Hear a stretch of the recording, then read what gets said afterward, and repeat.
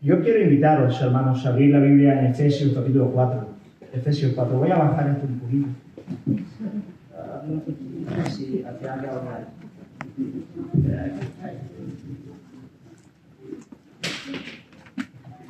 si podéis abrir la Biblia en Efesios capítulo 4. Mi deseo en estos días es que podamos pasar la mayor parte del tiempo del retiro aquí en Efesios 4, ¿vale? Eso es lo que vamos a estar meditando en este texto. Así que quiero animarte por la noche a que puedas estar leyéndolo y meditando en él. Solamente para daros un resumen de Efesios capítulo 4. Efesios capítulo 4 dice muchas cosas importantes, pero podríamos resumirlas de la siguiente manera para los que estáis tomando nota. Efesios capítulo 4 nos enseña, en primer lugar, que Dios está muy interesado en la madurez espiritual del creyente. Dios quiere que cada uno de sus hijos alcance la madurez espiritual. Así que ese es uno de los grandes temas de Efesios capítulo 4 que vamos a estar tratando en estos días. Madurez espiritual. En segundo lugar, Efesios 4 nos va a enseñar que la madurez espiritual acontece en la dinámica de la iglesia, en el cuerpo de la fe. O sea, que Dios ha establecido la iglesia como el ambiente propicio para que el cristiano alcance la madurez espiritual. Así que ese es el gran tema de Efesios capítulo 4, se podría resumir de esa manera. Fíjate, puedes tener estas dos palabras en mente y con eso puedes tener una buena guía para toda la enseñanza. La primera es madurez, la segunda palabra es comunión. O podríamos decir madurez a través de la comunión. Esa es la idea. Me gusta empezar así porque si te pierdes en el camino, por lo menos, bueno, sabes, Dios quiere mi madurez, quiere que yo crezca, y Dios ha establecido como el ambiente necesario para el desarrollo cristiano la comunión de los santos, la participación en la iglesia local, el de verdad ser cuerpo de Cristo, ser miembros los unos de los otros. Así que con eso en mente vamos a leer Efesios capítulo 4, versículos 1 al 16, vamos a orar y vamos a empezar la primera dice el Señor. Dice, yo pues, preso en el Señor, ruego que andéis como es digno de la vocación con que fuisteis llamados, con toda humildad y mansedumbre, soportándoos con paciencia los unos a los otros en amor, solícitos en guardar la unidad del Espíritu en el vínculo de la paz, un cuerpo y un espíritu, como fuisteis también llamados en una misma esperanza de vuestra vocación. Un Señor, una fe, un bautismo, un Dios y Padre de todos, el cual es sobre todos y por todos y en todos. Pero a cada uno de nosotros fue dada la gracia conforme a la medida del don de Cristo. Por lo cual dice, subiendo a lo alto llevó cautiva la cautividad y dio dones a los hombres.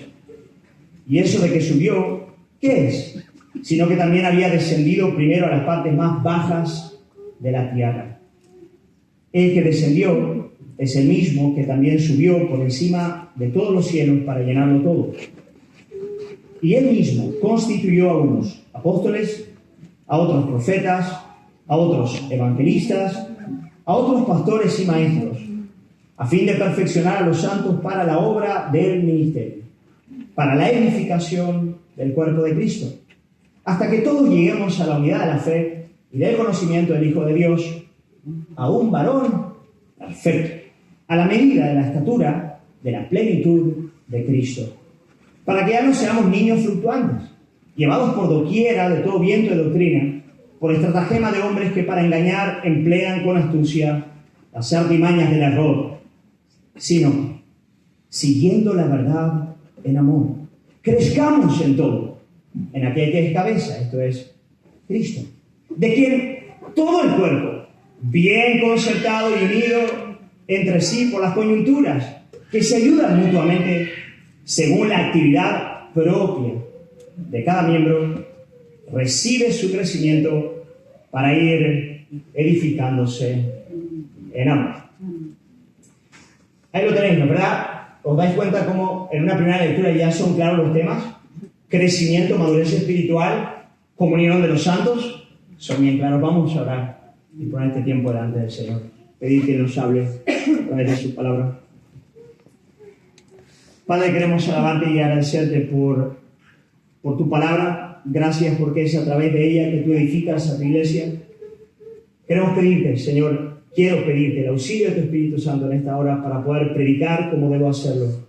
Quiero rogarte, Padre, que tú disipes las tinieblas, reprendas al maligno y que nuestra mente y corazón puedan estar puestos en tu palabra.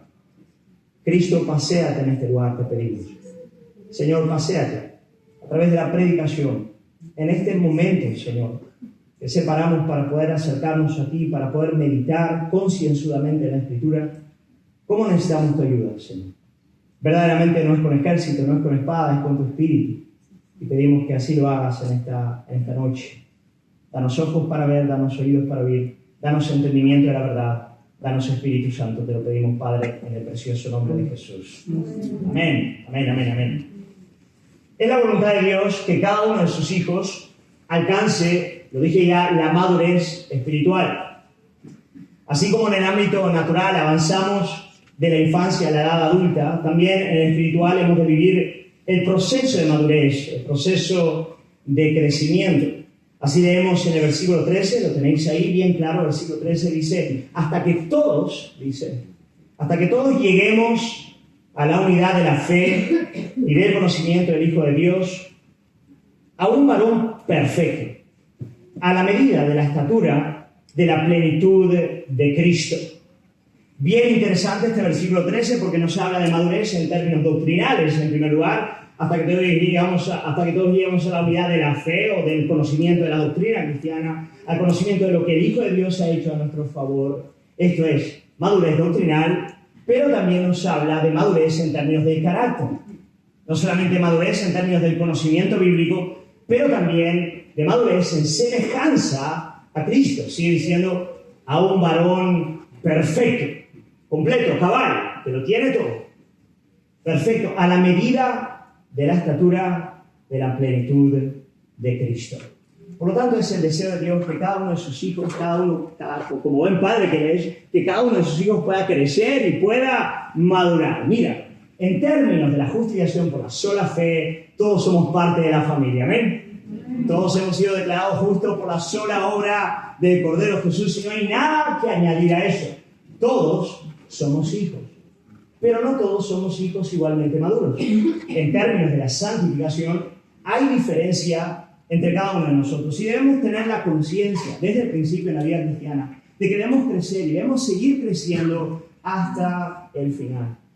¿Y sabéis por qué considero que este es un punto importante y un tema importante? Porque hay gente que piensa que una vez que me convierto ya he llegado a donde tengo que estar. Quiero decir, como si la conversión fuese el final del camino. Me he convertido, ya tengo todo lo que tengo que tener, ya no hay nada más que alcanzar. Yo quiero decirte algo, la conversión no es el final del camino. La conversión es el principio de un largo camino que solo llegará a su final cuando Cristo se haga presente. Por lo tanto, tenemos que romper con ese engaño de pensar, bueno, cuando alguien viene a la fe, alguien confiesa a Cristo, alguien pasa por las aguas del bautismo, ya no hay nada que hacer, celebremos, hagamos fiesta y tengamos una gran guardería. Vaya desastre, ¿no es verdad? Pero hay iglesias que, son guarderías. Claro, a ver, si estás empezando la iglesia y tienes solamente 4 años de congregación, tienes una guardería. El problema es cuando pasan 20 o 30 años y sigues con una guardería. Ahí ya tienes un problema. Ahora, a mí no me preocupan tanto los creyentes que piensan a partir de estos términos. La verdad, me convierto y ya tengo todo lo que necesito. Me preocupa más lo que suelo llamar el síndrome de la adolescencia espiritual. El síndrome de la adolescencia espiritual. Este es más peligroso. ¿Sabes? El adolescente es alguien que llega a una etapa de la vida y tiene, evidentemente, una medida de madurez que es mayor que la del niño. Pero de una manera extraña y misteriosa llega a un punto de su madurez en el cual piensa que ya lo sabe todo. ¿No es verdad? Quiere decir, ya no soy un niño y por lo tanto ya lo sé todo. Yo tengo una hija que está llegando a la adolescencia. No todos los adolescentes son así, pero es común que sea de ese modo. Quiero decir, llego a un punto de madurez en el cual pienso, bueno, ya tengo lo que tengo, ya he alcanzado, ya lo sé todo.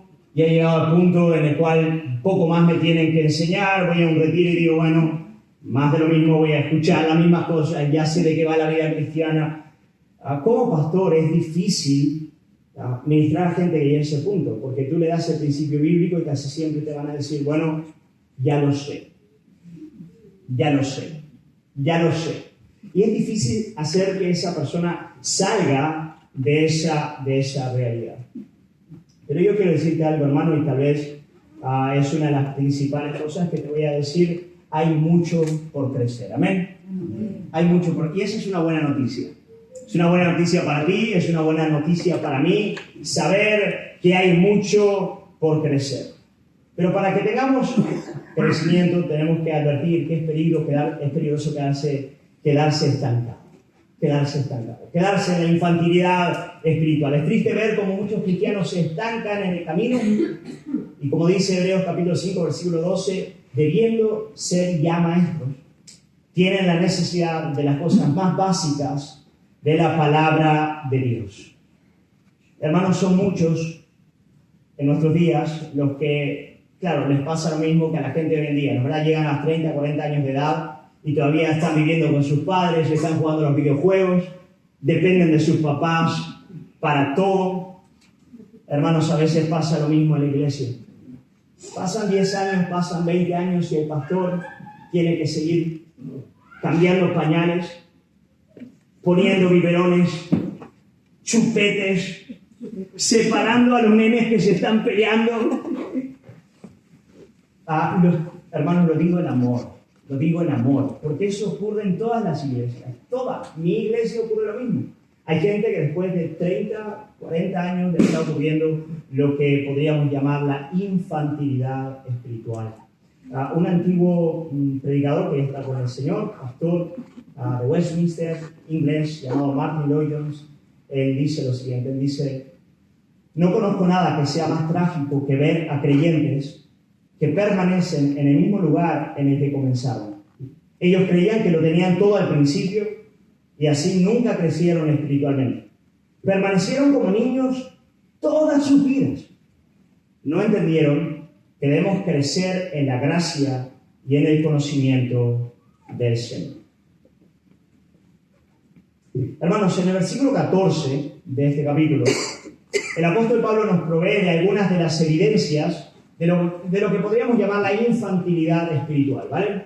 Algunas evidencias que nos pueden ayudar a evaluar nuestra propia realidad en ese sentido. La palabra que el apóstol Pablo utiliza para hablar de un niño, versículo 14, es fluctuante. Él habla del niño como alguien fluctuante, el creyente y maduro como alguien fluctuante. El versículo 14 dice: para que ya no seamos niños fluctuantes. Me encanta esa imagen, la imagen de algo que es fluctuante, ¿no es verdad? La imagen es la de una barca a la deriva, una barca que no mantiene la línea recta, movida por el viento y capaz de mantener un rumbo recto.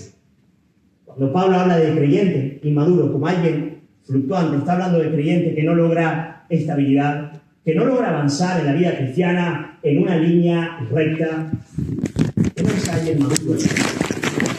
Y luego que no se lo vuelvo a citar, él cita por lo menos 4 aspectos en los cuales el creyente puede ser un creyente fluctuante o un niño fluctuante. Y lo hace contrastando la propia niñez con la edad adulta. Fíjate qué interesante.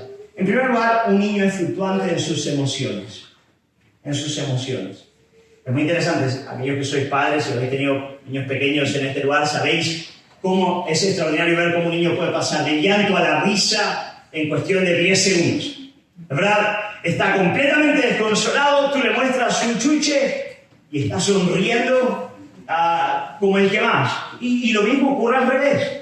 ¿Es verdad? Está feliz y de repente por cualquier cosa empieza a llorar desconsoladamente. Y es tan interesante ver cómo un niño no tiene la capacidad de gobernar y controlar sus propias emociones. En la vida de un niño las emociones llevan el timón. El estado de ánimo del alma de un niño lleva el timón, lo va empujando a derecha o a izquierda, ¿no es verdad? Y esas emociones están constantemente desbordándose y dirigiendo su vida. ¿Sabéis? Un padre o una madre maduros saben que no pueden acompañar a sus hijos en ese estado emocional. Los pastores también lo sabemos, no podemos movernos con ellos en esa montaña rusa emocional. El padre debe traer estabilidad a la condición fluctuante del pequeño si es que quiere llevarle a la madurez. Los padres deben enseñar a sus hijos dominio propio en el aspecto de las emociones. Pero a un creyente inmaduro le pasa exactamente lo mismo. Un creyente maduro es un creyente que todavía está tan condicionado por las emociones que pululan en su alma que ellas casi determinan su vida espiritual. Puede ir o dejar de ir a la reunión de oración un domingo por la mañana por el mero hecho de que se sienta más o menos contento o más o menos triste. Las emociones siguen teniendo un peso gravitatorio profundo en la vida de un creyente inmaduro. Él es gobernado por esas emociones que pululan en su alma. Un niño también es fluctuante en sus reacciones, en el modo que tiene de reaccionar. Todo es tremendamente importante e intenso en la vida de un niño. La pérdida de un juguete, la discusión con un amigo, ¿no es verdad? El tener que arreglar su cama cuando le dices, ve a arreglar su cama, ¿no es verdad? Todo para un niño parece cuestión de vida o muerte. Todo le parece grande, ¿no es verdad? Cosas que, a ver, desde la edad adulta tú te das cuenta de que son pequeñas, pero si tú pudieses ver al niño, para él y en su mundo de infantilidad, la pérdida de ese chuche o que el nene le haya quitado el juguete, se transforma en algo tan grande y toma dimensiones tan grandes que la reacción del niño es desmedida de cara a la realidad. Hermano, ¿suena eso en la iglesia, sí o no? ¿No es verdad que el creyente inmaduro es reaccionario y tiene la capacidad de transformar una gota de agua en un gran océano? Una mirada fuera de lugar en un problema catastrófico que debe tratarse en la asamblea anual de la iglesia. Quiere decir, el niño inmaduro, él reacciona desbordadamente a realidades que muchas veces son pequeñas. Y os digo algo, cuando hay problemas que son de gravedad, muchas veces el niño no se da cuenta. El niño sencillamente no percibe que aquello sí era grave y había que tratarlo con determinación. Hermanos, así es el inmaduro. Él es fluctuante en sus emociones, él es fluctuante en las reacciones de cara a las problemáticas que experimenta.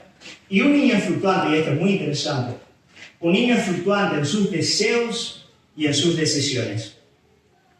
Hoy quiere algo con todo el corazón y mañana lo deja por el camino. ¿Es verdad? Y ya no le apetece seguir. Ya sea porque es difícil, ya sea porque exige sacrificio, o por el mero hecho de que le aburre. Deja de ser una novedad, deja de ser algo distinto. Y por lo tanto ya no tiene la determinación ni la tenacidad de llevar hasta el final lo que ha empezado. Un niño sencillamente deja las cosas por el camino, especialmente cuando ellas son difíciles de seguir. Para un niño es difícil empezar algo y llevarlo hasta el final. Hermanos, no ocurre lo mismo con el creyente inmaduro. Ocurre exactamente lo mismo. El creyente inmaduro se entrega a las labores espirituales y las abandona según su estado de ánimo, según le apetezca o no en un determinado momento, o según el grado de dificultad que involucra aquello que Cristo demanda de él. Es interesante ver cómo en otras dimensiones de la vida una persona puede ser muy madura, pero cuando llega, y dejadme ahora, voy a ser un poquito duro, pero como soy el pastor invitado, puedo hacer esto, es genial. Hago esto por el pastor vuestro, por amor a vuestro pastor. Yo digo estas cosas, es genial. Yo luego me voy y él tiene que quedarse como pero, ¿sabes? Hay gente que jamás se le pasaría por la cabeza despertarse por la mañana y no ir a trabajar porque está cansado. Pero cuando llega la reunión de oración, un extraño misterio hace con que opere a partir de esta perspectiva. Estoy cansado, no voy a ir. ¿Por qué? Porque es inmaduro en la fe. Porque todavía su estado de ánimo, todavía el hecho de que llueva o salga sol, sigue determinando la realidad espiritual de esa persona. A un cristiano inmaduro tú no le puedes dar una responsabilidad porque es difícil que él la lleve hasta el final. Y si se la das es como un niño. Se la tienes que dar, pero tienes que estar con él. Cuando eres papá, sabes que le dices a tu niño de 4 años que vaya a hacer la cama, porque a partir de esa edad hay que aprender a hacer la cama. Pero olvídate de decirle que vaya a hacer la cama y que la va a hacer si tú no estás a su lado, haciéndola con él. ¿Por qué? Porque todavía está en un proceso de desarrollo y desde luego no tiene la responsabilidad y madurez de poder llevar a cabo sus tareas hasta el final. ¿Cuál es el problema? El problema es cuando llegan a las 13, 14, 15 o 18 años y tú les dices de hacer la cama. Y el niño, que ya no es un niño, que es un hombretón, no hace su cama. Y tú como papá tienes que ir y hacerle la cama. ¿Por qué? Porque es un niño fluctuante. Porque es un niño inmaduro. ¿Sabes? La madurez no viene con la edad, no os engañemos. Uno puede pensar, con el pasar de los años, uno como por fuerza de osmosis tendrá que madurar en la vida cristiana. Le acontece a todos por el mero hecho de existir, de que exista tal cosa como el tiempo que pasa. Y el tiempo que pasa me hará maduro. ¡No! Vamos a ver, la propia sociedad en la que estamos es evidencia de que no es así. Vivimos en una sociedad infantilizada, donde los hombres llegan a los 40 años y siguen siendo niños. Pero en la vida espiritual ocurre exactamente lo mismo. Para madurar, tenemos que entrar en las dinámicas que son propias de la Escritura, del discipulado, del caminar con Cristo, que nos van a llevar a la madurez de la fe. Hermanos, el niño es fluctuante en sus emociones. ¿Vais conmigo? Venga, emociones. Segundo, en sus reacciones. Tercero, en sus deseos y decisiones. Hoy él dice, hey, me meto en esto, lo voy a hacer, me apetece, súper, empiezo este curso en la iglesia, lo voy a llevar hasta el final, 2, 3, 4, como mucho, 5, y ya no vuelvo. ¿No? Soy fluctuante en mis decisiones, en mis deseos. Y finalmente, y ahora sí, esto está explícito en el texto, el niño es fluctuante en sus convicciones. El niño es fluctuante en sus convicciones. Y ese es el énfasis del apóstol Pablo en este capítulo, versículo 14, lo veis ahí, podéis verlo, dice, para que ya no seamos niños fluctuantes, esto es bien importante, llevados por doquiera de todo viento de doctrina, por la astucia de hombres que para engañar emplean perversamente las artimañas del error. Hermanos, creo que todos sabemos que a un niño es fácil engañarle. Tú no dejas a un niño solo en el parque, ¿verdad? Y desde luego le dices a un niño siempre, nunca hables con un adulto, pero no solamente con un extraño, no con adulto, no con un extraño, en efecto. Porque sabes que un extraño le puede engañar, le puede embaucar, se lo puede llevar a su terreno y hacerle daño. ¿Por qué? Porque es un niño. Porque no tiene todavía las categorías necesarias para poder discernir como debe discernir. Porque todavía no ha vivido lo que debe vivir para madurar y llegar a un punto de discernir con claridad la verdad del error. Tú nunca dejas a un niño solo en un parque, tú siempre estás con él. Bueno, el apóstol Pablo nos está diciendo que en la vida cristiana ocurre lo mismo. Él dice, el niño es llevado por doquier, por vientos contrarios a la verdad divina, por la astucia de hombres perversos, emisarios de la serpiente, que vienen a engañar al pueblo de Dios. El apóstol Pablo dice, yo no quiero que seáis niños. Yo quiero que crezcáis. Yo quiero que crezcáis para que no sean vuestras emociones o apetencias las que determinan vuestro caminar con Dios, sino la firme determinación de seguirle hasta el final. Yo quiero que vuestras decisiones sean firmes. Yo quiero que vuestras reacciones sean acorde a la verdad, acorde a Cristo. Yo quiero que vuestras convicciones estén firmemente arraigadas en la palabra del Señor para que no huyáis de ella, para que no salgáis de ella.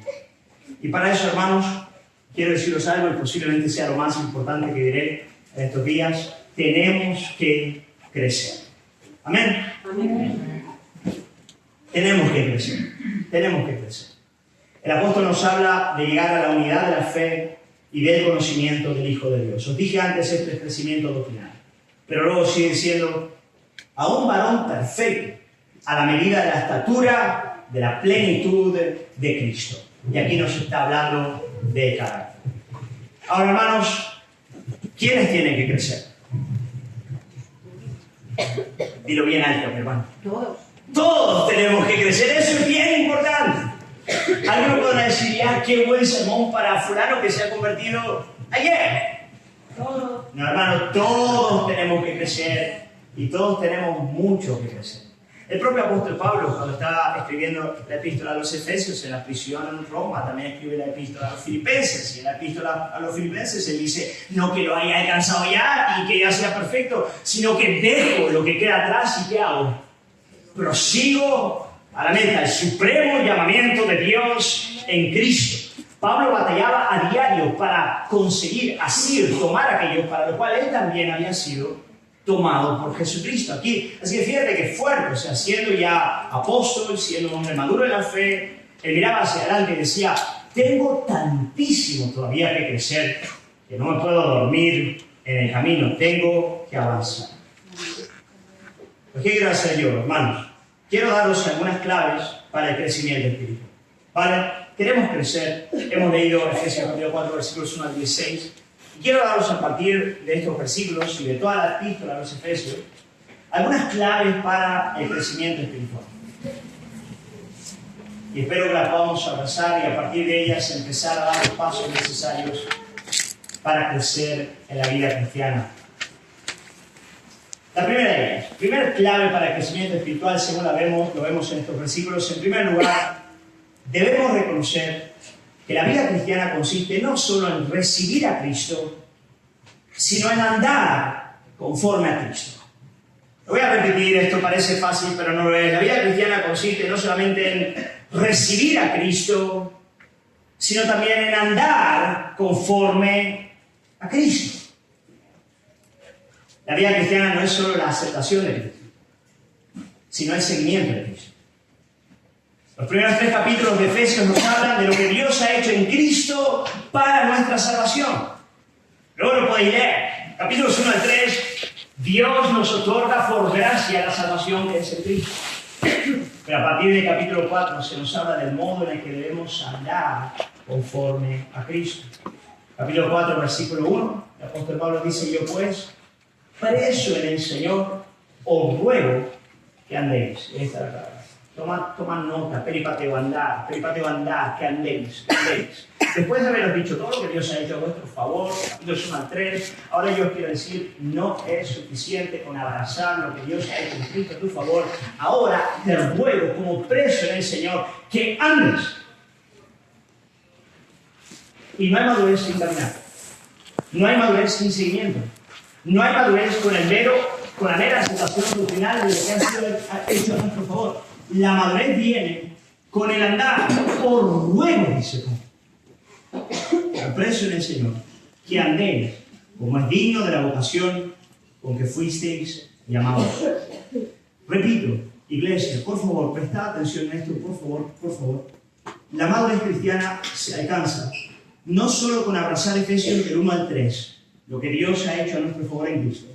No solo con aceptar lo que Jesucristo ha hecho a nuestro favor, sino con andar en conformidad a nuestra vocación, a caminar con Él en el llamado. Efesios 4 al 6. La clave de la madurez consiste en seguir a Cristo en la obediencia sencilla y sincera a sus mandamientos. Día a día, caminando con el Cordero Jesús. ¿Sabéis? No se alcanza la madurez con el mero reconocimiento de la doctrina cristiana, con la sola aceptación de los postulados de la fe. Tú puedes ser pulcro en tu doctrina, tú puedes ser ortodoxo en la verdad, tú puedes tener la capacidad de trazar doctrinalmente el Evangelio de manera correcta y precisa, y bendito sea el nombre del Señor si lo logras hacer. Pero quiero decirte algo, eso no hace de ti una persona madura. Bueno, eso hace de ti una persona ortodoxa, y ese es un buen principio. Pero una persona madura acontece cuando a partir de esa realidad uno comienza a andar en obediencia y seguimiento de Cristo. Es necesario andar conforme a Cristo. Es mediante el ejercicio de la obediencia que crecemos en la madurez cristiana. Además, quiero decirlo algo, hermano. Solo el que anda con Cristo da evidencia de haber creído en Él. Tú puedes decir, bueno, yo he abrazado Efesios capítulos 1 al 3 y yo me doy por satisfecho con eso. Confieso la fe, he pasado por las aguas del bautismo y ya está. Pero yo quiero decirte algo, que la evidencia de tu bautismo, la evidencia de tu fe, la evidencia de que has entendido de verdad el Evangelio de Jesucristo, es que a partir de esa realidad y en ella vas a empezar a caminar con Jesús. La obediencia del discípulo no aparece solo en su confesión de fe. La obediencia del discípulo no aparece solo en su confesión de fe, sino en el seguimiento de Cristo. Él nos llama a seguirlo y nosotros le obedecemos. Si tú me preguntases, dame un par de versículos, o por lo menos uno, que define la vida cristiana. Que me diga de qué va la vida cristiana, de qué va el cristianismo, de qué va esto. Bueno, te voy a dar uno que es muy raro, ¿vale? Tal vez no es el que te imaginas, pero a mí me encanta porque define bien lo que es ser un cristiano. Marcos capítulo 2, versículo 14. Mira lo que dice. Marcos 2, 14. Si quiere abrirlo, si no yo lo leo. Dice, al pasar, hablando de Jesús, al pasar vio a Leví, hijo de Alfeo, sentado en el banco de los impuestos. Y le dijo, sígueme. Y levantándose, le siguió. Ahí lo tiene. Más claro agua. Hermano, eso es el cristianismo. El cristianismo es Cristo viene a nuestro encuentro y nos llama con una palabra de poder. Y nosotros nos levantamos de donde estábamos, en la realidad del pecado, y empezamos a caminar con Él. Y le seguimos. Y lo hacemos día a día. Bendito sea el nombre del Señor. Jesús viene a nuestro encuentro y nosotros le llamamos por Él y nos levantamos para seguirle. En eso consiste la vida cristiana. Y es muy interesante porque Pablo dice, cuando nos va a llamar, es curioso, hasta ahora él casi no ha hecho mención de la realidad que estaba preso cuando escribió esta epístola. Él estaba preso en Roma, en la cárcel de Roma, y en los primeros 3 capítulos él no entra demasiado en ese asunto. Él hace una exposición gloriosa del Evangelio y de la gracia de Dios, pero cuando va a entrar en esta dinámica de la praxis, de la práctica cristiana, de la obediencia a Cristo, ahora él hace mención de su prisión. Ahora él dice, yo pues, preso en el Señor, os ruego que andéis como es digno en la vocación a que habéis sido llamados. Me parece tan interesante este asunto, porque ahora Pablo hace mención a sus prisiones. ¿Sabes por qué? Me voy a aventurar a dar una respuesta. Pablo no lo dice. Desde luego esto es lo que considero que pueda estar pasando en la mente de Pablo, pero Pablo creo que está diciendo, mira, si tú quieres caminar con Cristo, ahí es donde empieza el sufrimiento. Ahí es donde empieza la guerra. Ahí es donde la batalla arrecia. Es como si les quisiera decir, obedecer esta segunda mitad de la epístola no será tarea fácil, iglesia. Porque Pablo va a hablar del seguimiento de Cristo en todas las dimensiones y esferas de la vida. Va a hablar del seguimiento de Cristo en la iglesia, en la familia, en la sociedad, en el trabajo, en la guerra espiritual, en la lucha con el diablo. Y Pablo está diciendo, obedecer a Cristo no va a ser fácil. La mera aceptación del credo de la fe no te traerá problemas. Del 1 al 3 bien lo puedes aceptar, pero cuando estés determinado a andar como Cristo anduvo, tendrás que prepararte para la batalla. Ahí es donde empieza la guerra. Mientras solamente seas un cristiano ortodoxo, pero que calienta la silla y ya está, dejan de ser duro, no hay problema. Pero cuando te levantes para vivir la ortodoxia de cara al mundo y ejemplificar con tu vida la verdad que profesa tu boca, entonces prepárate porque la batalla empieza. Dietrich Bonhoeffer, que fue mártir, no sé si lo conocéis, pero alemán, mártir en la época de la Segunda Guerra Mundial, bajo la CSS, murió poco tiempo antes de terminar la guerra, 2 semanas antes. Él escribió un libro que se llama El precio de la gracia, muy bueno. Y él dice, la llamada de Cristo sitúa al cristiano en el combate diario contra el pecado y el demonio. Cada día, con sus tentaciones de la carne y del mundo, vuelca sobre el cristiano nuevos sufrimientos de Jesucristo. Las heridas que son infligidas en esta lucha, las cicatrices que el cristiano conserva de él, son signos vivos de la comunión con Cristo en la cruz. Así que yo quiero decirte algo. Si tú quieres madurar, tienes que estar dispuesto a seguir a Jesús. Tienes que estar dispuesto a abrazar una ortodoxia correcta, a creer en el Evangelio. Así que eso que a mí me encantó. Nosotros seguimos a Cristo por causa del asombro. ¿Ok? Pero que no te ofusque tan excesivamente el asombro que caigas al suelo y no camines, ¿ok? Que no quedes mirando al alto diciendo, ¿cuándo volverá? Y caigas en un tipo de pietismo nebuloso en el cual no hay obediencia, ni práctica cristiana, ni guerra. No. Vale, asómbrate y que ese asombro te impulse a ir al desierto, al desierto de tu matrimonio, al desierto de la crianza de tus hijos, al desierto del trabajo, al desierto de tus vecinos para proclamar el Evangelio y vivir como un creyente. Y dar a conocer con tu vida la obediencia a Jesucristo. ¿Quieres madurar? ¿Quieres crecer? Vas a tener que pringarte y luchar. Tendrás que coger todas aquellas verdades que Cristo te va enseñando y ponerlas en el ruedo. Y no puedes pasarte la vida afilando la navaja o preparando la espada, pero nunca salir al combate. Tienes que decir, Señor, en base a Efesios 1 al 3, Efesios 4 al 6. Obediencia, andar, seguimiento. Amén. Eso es lo primero, hermano. La primera clave para la madurez es entender que la vida cristiana no es solamente aceptación de Cristo, la vida cristiana es seguimiento de Cristo. Quédate con eso, quédate con eso, quédate con eso. Aceptación de Cristo, evangelio, seguimiento de Cristo, obediencia. En segundo lugar, la madurez cristiana pasa por reconocer que Jesucristo ejerce su señorío en todas las esferas de la vida. En todas las esferas de la vida. Toma nota, Jesucristo viene a ser el Señor, curios de todo. Mira, hay... a ver cómo explico esto y si me sale bien esta noche. ¿Sabes? Hay creyentes que vienen a Jesucristo, aceptan a Cristo y consideran que Cristo es así como un pequeño apartado de toda su vida, ¿no es verdad? Ellos tienen su trabajo, tienen su familia, tienen su matrimonio, tienen su dinero. Y por cierto, tienen a Cristo. Cristo es algo así como un pequeño habitáculo en todo el inmueble, en toda la casa. La casa tiene muchas habitaciones, una de ellas está Cristo. Cristo está en aquella habitación, sentado en el sofá, siempre dispuesto a escucharme cuando tengo problemas y acudo a Él para que Él me pueda solventar. Pero se queda ahí. Quiere decir, ahí. Que no entre al resto de habitaciones, que no se ponga a tocarlo todo. Yo quiero decirte algo. Cristo, cuando viene a un lugar, Él viene a ser el Señor. Y como Señor, Él viene a gobernar sobre todas las esferas de la vida. Yo quiero decirte algo, Cristo viene a tu vida y Él va a decirte todo lo que eres y tienes mío.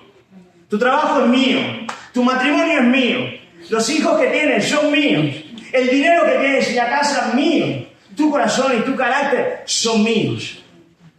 Tu tiempo es mío, tu salud es mía, todo es mío y yo lo voy a arreglar todo. Yo no voy a dejar sin tocar, yo voy a tocarlo todo, nada va a quedar sin que yo entre y lo cambie.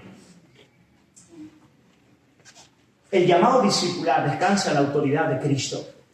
Todo poder me ha sido dado en el cielo y en la tierra. Yo soy el Señor. Y es en base a su autoridad que llama a la iglesia a decir, por lo tanto, ir y hacer discípulos, bautizándoles en el nombre del Padre, Hijo, Espíritu Santo y enseñándoles que guarden todas las cosas que yo os he mandado. Por lo tanto, quiero decirte, creyente del Señor, cuando viene a tu vida, Él viene a reformarlo todo. Es muy interesante si tú lees Efesios 4 al 6, te vas a dar cuenta de que Pablo va a aplicar el Evangelio a todas las esferas de la Biblia, va a hablar de la vida. Va a hablar, capítulo 4, va a hablar de la iglesia, capítulo 5 va a hablar de la familia, del matrimonio, de la crianza de hijos, va a hablar de la esfera laboral, del trabajo, y va a hablar también al final, en el capítulo 6, de la guerra espiritual, de la lucha contra el demonio. No hay lugar donde el apóstol Pablo no toque en esta epístola, porque Cristo lo viene a cambiar todo. Y Él nos llama a cambiarlo todo. Me encanta en el propio capítulo 4, versículos 22 al 24, dice, en cuanto a la pasada manera de vivir, despojaos del viejo hombre. Despójate del viejo hombre, que está viciado conforme a los deseos engañosos, y renovaos en el espíritu de vuestra mente, y vestidos del nuevo hombre, creados según Dios, en la justicia y santidad de la verdad. Hermanos, debemos reconocer desde el principio que no hay lugar en nuestras vidas en los que el Señor nos reclame el señorío, que Él no venga a quitar lo viejo y a establecer lo nuevo, que Él no venga a cambiar nuestro armario, ¿no es verdad? A quitar la ropa vieja del viejo Adán y a establecer la ropa nueva del nuevo Adán, del último Adán de Jesucristo. Hermano, hay áreas en tu vida donde la puerta está cerrada. Tú dices, yo quiero al Señor, que Él sea mi Señor, yo quiero seguirle, pero aquí no toca. Esto no toca. A mi matrimonio no lo toca. Esto ya está tan podrido, perdonad que use palabras duras, pero que ahí no entra. La crianza de los hijos ya me he desengañado. No quiero que toque este placer, este ocio, lo que hago con mi dinero, las dinámicas laborales, mi tiempo, ahí no toca. ¿Sabes? Si hay lugares así en nuestras vidas, no deberíamos extrañarnos de que no haya madurez espiritual, de que con el pasar del tiempo nosotros no estemos creciendo. ¿Por qué no estamos creciendo? ¿Por qué no estamos avanzando en la fe? Bueno, porque si el Señor viene a ser Señor de todo. Él viene a ser Kyrios sobre toda nuestra vida. No hay esfera en nuestra vida en la cual el Señor no venga y no diga mío. Bendito sea el nombre del Señor. Así es, eso implica seguir al Cordero Jesús. Seguir al Cordero Jesús implica permitir que su señorío se establezca en todas las esferas de nuestra vida. Tercer y último lugar, hermanos, claves para la madurez espiritual. La primera, aceptación de Cristo, sí, pero también seguimiento de Cristo. La segunda, cuando Cristo viene a nuestra vida, Él viene a ser Señor de todo. No hay lugar donde Él no venga a reinar, no hay lugar donde Él no venga a establecer su señorío. Y en tercer y último lugar, y esto es lo más destacado del capítulo 4 de Efesios, es que crecemos en la comunión del cuerpo de Cristo. Crecemos en la comunión del cuerpo de Cristo. Así como en el ámbito natural Dios ha establecido a la familia como el ambiente del desarrollo de un niño, en el espiritual Él ha establecido a la iglesia como el lugar donde alcanzamos la madurez espiritual. Te voy a decir algo categórico: es imposible crecer en el carácter de Cristo y en el servicio al Señor aparte de la iglesia local. Aparte de un compromiso real y de una comunión íntima y de corazón con tus hermanos, tú jamás podrás crecer en el carácter de Cristo. Es imposible hacerlo. Hermanos, es en el seno de la comunión de la iglesia donde aprendemos a amar a Cristo, a servir a Cristo, a ver a Cristo y a caminar con Cristo. ¿Sabes? Yo he aprendido que, por regla general, tú hablas con un creyente y él ama a Dios. Todos los creyentes aman a Dios. Lo que le pasa mal es en amar a los hermanos. Ahí es donde está. Yo a Dios lo amo, pero la iglesia no veo. No, si yo con Cristo tengo una relación que me parto. Soy el primero. Pero la iglesia está llena de hipócritas. ¿Quién soporta a ese pueblo? Yo quiero decirte algo muy serio. Algo muy serio. La medida de tu amor por Cristo es la medida de tu amor por la iglesia. Déjame apretar un poquito más. La medida de tu amor por Cristo es la medida de tu amor por aquel hermano de la iglesia. Y sabes de quién te estoy hablando, ¿no es verdad? Es el hermano trato, porque siempre hay un hermano trato. Es el hermano herramienta. Es el hermano que el Espíritu Santo ha puesto en la congregación para enseñarte a ti a ser como Cristo. Siempre hay un hermano así en la congregación. Pero quiero decirte algo. Tú también eres así para alguien. Siempre ocurre. O sea, siempre hay alguien así para mí y yo siempre soy así para alguien. Pero escúchame, no te engañes. Nadie puede decir que ama a Dios a quien no ve, sino ama al hermano a quien ve. No te engañes. Es en la comunión del cuerpo de Cristo. Tu hermano es cuerpo de Cristo. ¿Cómo puedes amar a Cristo si no amas al cuerpo de Cristo? Es en Él en quien Cristo se hace presente en tu vida. Para que puedas amarlo, para que puedas servirle, para que puedas perdonarle, para que puedas edificarle, para que puedas ser como Cristo y crecer como Cristo. Hermano, la iglesia es el lugar donde esas cosas acontecen, donde crecemos. Efesios 4, del 15 al 16, ahí lo tenéis, dice, sino que siguiendo la verdad en amor, la verdad en amor, crezcamos en aquel que es la cabeza, esto es Cristo, Él es la cabeza, de quien todo el cuerpo, bien concertado y unido entre sí por las coyunturas, que se ayudan mutuamente, según la actividad propia de cada miembro, recibe su crecimiento para ir edificándose en amor. Amén. Por lo tanto, si os dais cuenta, la edificación en amor que proviene de Dios, proviene del Señor, viene de lo alto, viene en esa dinámica en la que el cuerpo está edificándose a partir de la verdad, a partir del amor y a partir del orden. Cada uno ocupando el lugar al que Dios le ha llamado. Cuando eso ocurre en la iglesia, hay madurez, hay crecimiento, hay semejanza a Cristo. Y déjame hablaros aquí del enorme valor que tiene la iglesia local. Quiero hablar hoy un poquito, quiero hablar del valor que tiene esto que está ocurriendo aquí hoy, ¿vale? Esto que vosotros, hermanos, estáis haciendo, la iglesia local.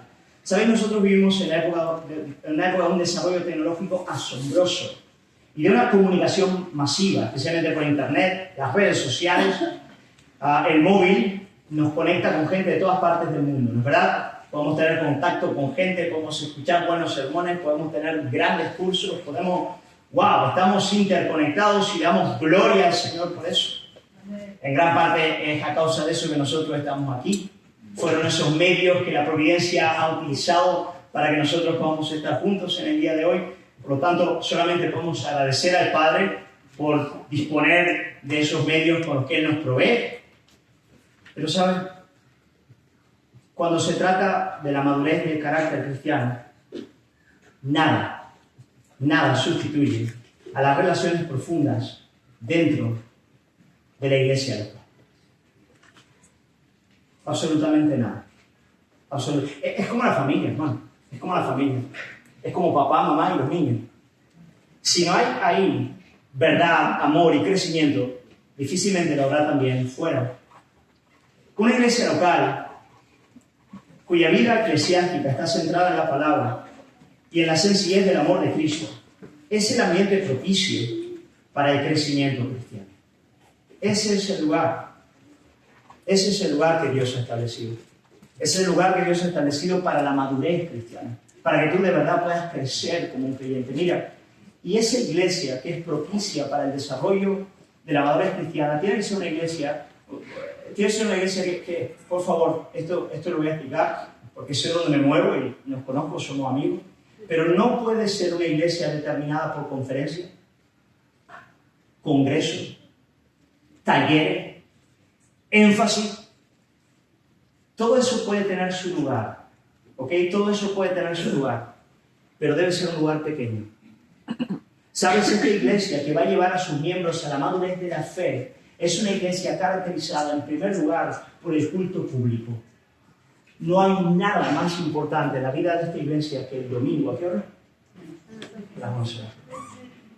A las 11. Ese es un lugar santo.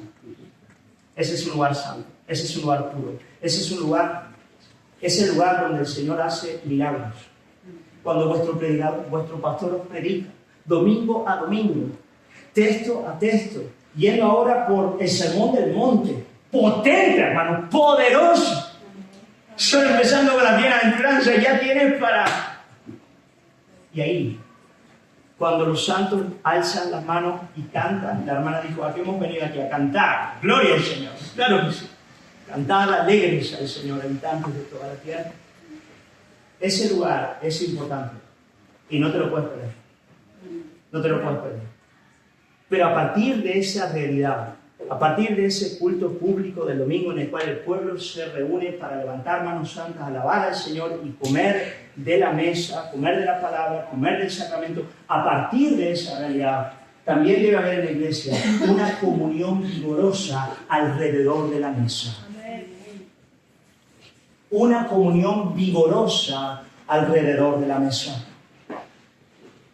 Mientras se come el pan, se comparte, se ríe y se abre el corazón. Mira, parece algo tan sencillo, pero no lo es. Es la marca de la obra del Evangelio y del avivamiento. Si tú me preguntases cómo luce una iglesia llena del Espíritu Santo, cómo luce una iglesia que ha sido bautizada por el Espíritu Santo y está viviendo en la verdad potente y gloriosa del Evangelio de nuestro Señor y Salvador Jesucristo, ¿cómo luce? ¿Dónde la puedo ver? Bueno, te lo voy a mostrar. Escuchadme. Hechos capítulo 2, versículos 46 al 47. Mira qué bonito. Dice, Hechos 2, 46 al 47, dice, y perseverando unánimes,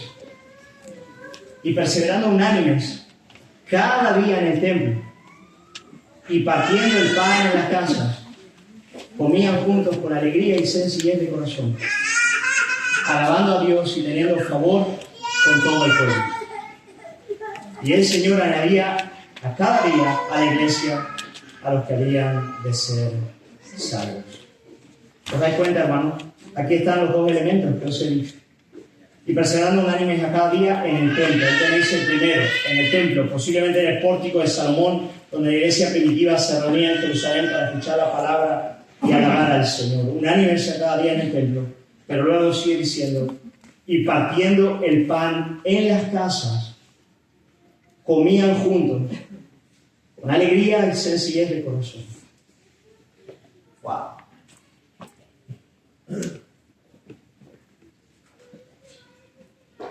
Si tú me preguntas, dime, ¿qué hace una iglesia madura?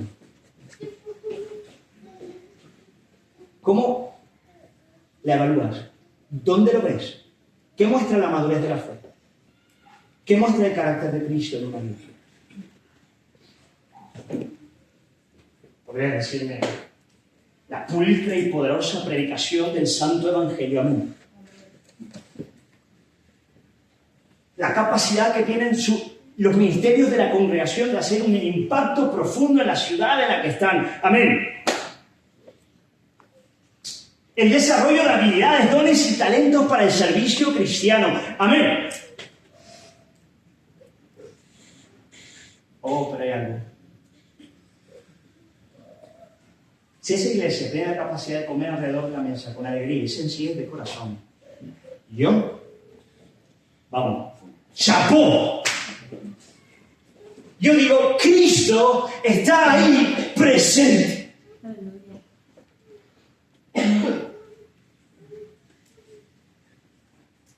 Claro, porque solamente el que está lleno del Espíritu Santo, ha nacido de nuevo, conoce el Evangelio, crece en santidad, es maduro en la fe, es humilde de corazón, tiene la capacidad de comer alrededor de la mesa con alegría y con sencillez de corazón. Sí, yo sé, parece algo muy poco. Yo voy a decir, es lo más grande, eso es lo que va a haber en el cielo, hermano.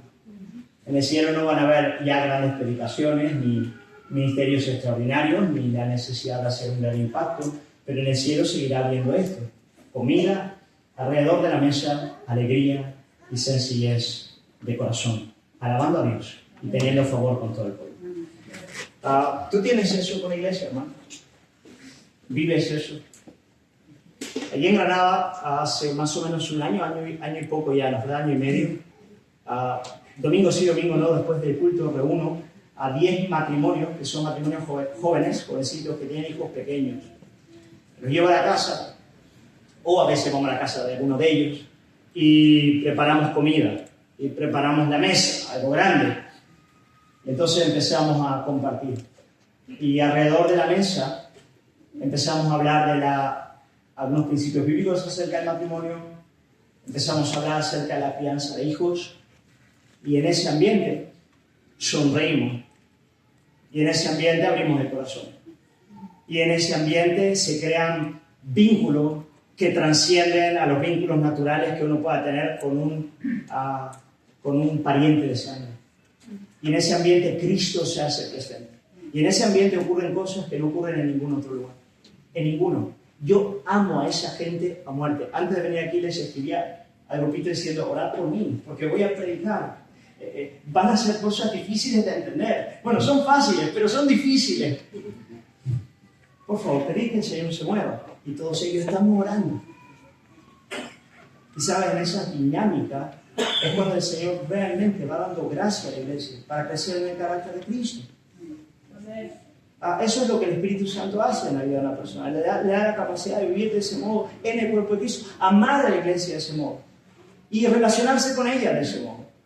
Uno no puede pretender crecer en la comunión de los santos si tiene una relación con la iglesia que es meramente litúrgica o mecánica, o pragmática. Yo vengo a la iglesia los domingos, o yo vengo a la iglesia para servir, o yo vengo a la iglesia, no sé,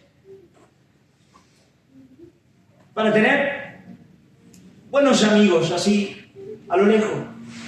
Yo vengo a la iglesia para tener lo que la Biblia llama la comunión de los santos. ¡Wow! Mira, la comunión de los santos es un milagro actual.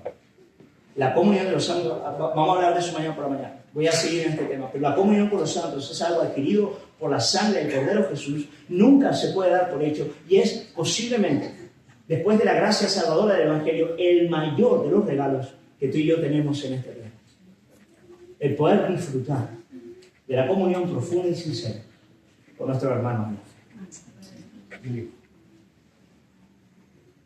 Para que la iglesia crezca, esto tiene que ocurrir. Y puede empezar a ocurrir, hermanos, este fin de semana ya, de manera más profunda, ¿no? ¿Verdad? El pastor os lo ha dicho, os dijo, mira, al salir de este lugar, aprovechad para poder compartir unos con otros y para poder empezar a vivir estas dinámicas.